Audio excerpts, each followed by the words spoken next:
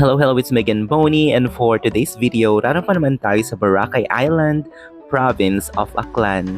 4 times a charm, tara, rampa tayo.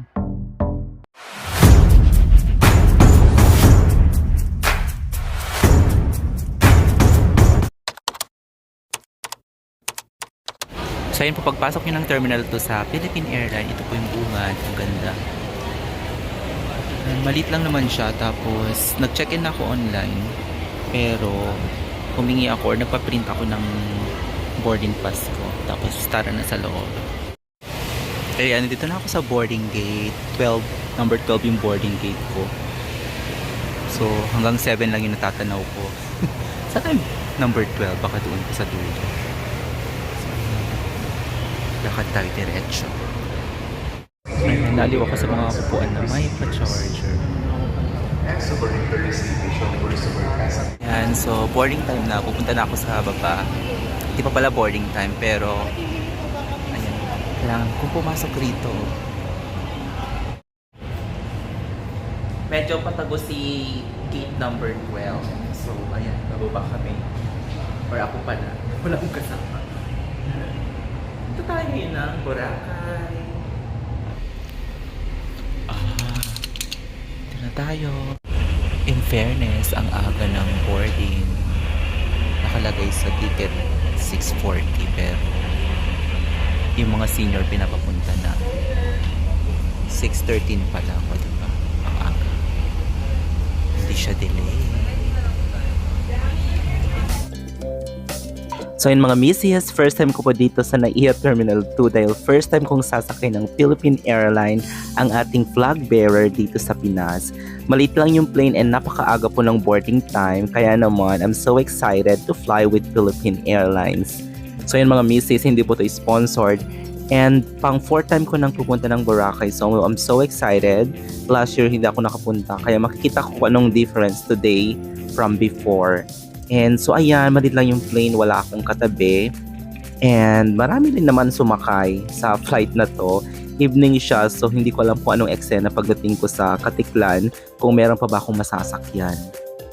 So bali DIY lang ito dahil mag-chill lang talaga ako doon. And ito yung pinakamadaling puntahan talaga, yung kahit hindi ka na magplano or kung gusto mong pumunta today, hindi ka na ma-haggard kasi madali lang siyang puntahan talaga.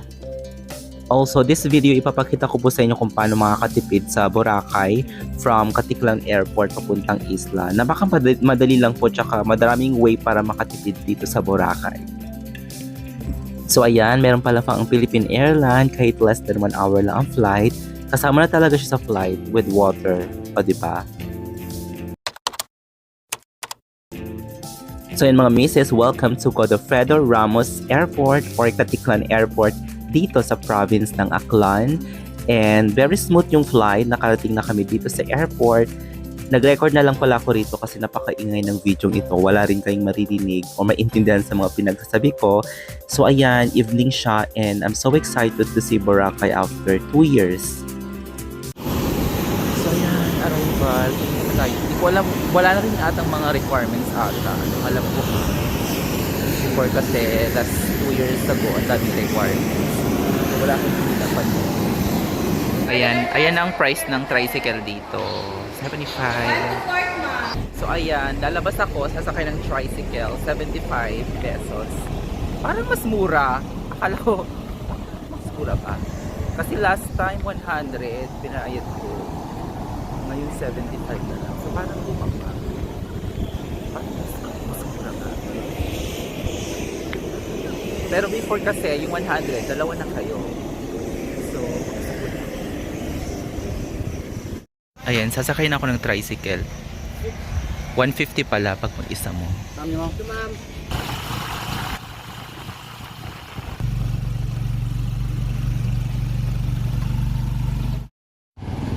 So ayan, may CR na silang matino sa labas. 2 years ago wala yan. And wala siyang bayad.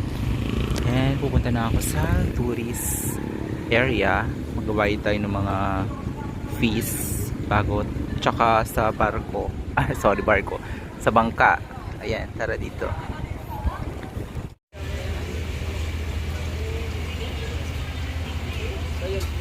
So ayan, yung ticket ng bangka is 50 pesos. And hindi ko alam kung nagtaas or ganun pa rin kasi 2 years ago nakalimutan ko na. Tapos bibigyan ka ng number. So bali yung environmental fee 150 pesos, tapos terminal fee 100, so 250. And so bali 250 plus 50, 300 yung magagastos mo bago ka makapunta ng isla. So hindi pa rin siya ganun kamahal. Ayan, punta na ako sa bangka Makmak MJ. Yun, layo, nakakaloka. So marami ding changes, and yung tricycle before is 50 pesos, pag mag-isa ka 100, ngayon 75 na siya. So pag mag-isa ka is 150. Malayo din naman kasi, so parang lugi din yung tricycle pag 75 lang babayaran mo. And pag ganitong flight, pag gabi, wala masyadong pila, ang bilis lang. So pumunta lang ako, present ko yung ID, yung hotel accommodation, tapos nagbayad na, then ticket, yun lang. Ano yung bangka? So ayan, sasakay na tayo sa bangka doon sa Makmak 20. See you Boracay.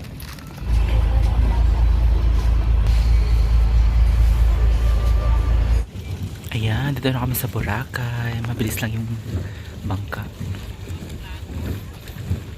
And sasakay ako ng pampublikong transportation.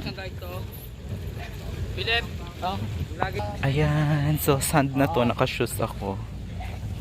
Ayaw magsakay.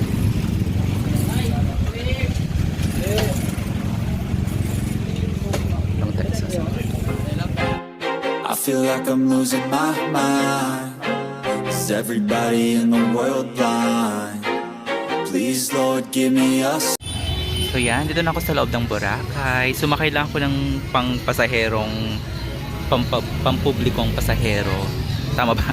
Pampublikong transportation, 25 pesos from port. O, di ba mura? And ayan, ang pa-view paggabi dito. Malapit to sa D-Mall. Kasi malapit na rin yung accommodation ko rito, pero lalakarin ko pa. Ayan. Diba? Ngayon ko lang na-appreciate yung part na to. Ay, nakakaloka. Wala talagang harap. Pag diba, kung itulak ka dyan, laglag ka. Okay.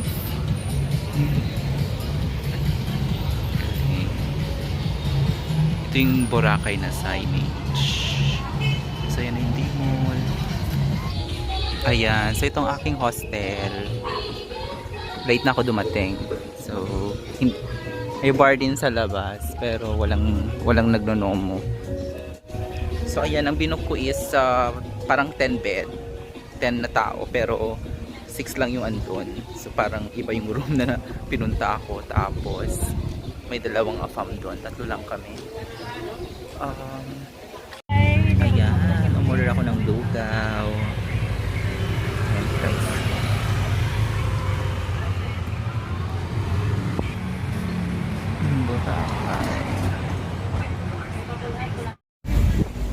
So ayan, nandito na ako sa White Beach. Ayan yung White Beach paggabi. Tapos ayan yung mga inuman. Nakahilera yan, diretso yan. Pero yung favorite kong inuman before, 2 years ago, parang wala na. Hindi ko na mahanap kasi parang may ginagawang building sa part na yon, or siguro hotel. So ayan, ayoko naman ng masyadong maingay kasi. So maaga pa naman, 9 PM. Actually magte 10 PM na pala.